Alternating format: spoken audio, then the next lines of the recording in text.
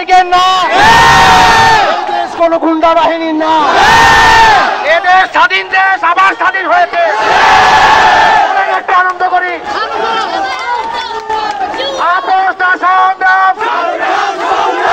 এক দফা এক দাবি, শেখ হাসিনা কবে যাবে? আমাদের দাবি এক, শেখ হাসিনার পদত্যাগ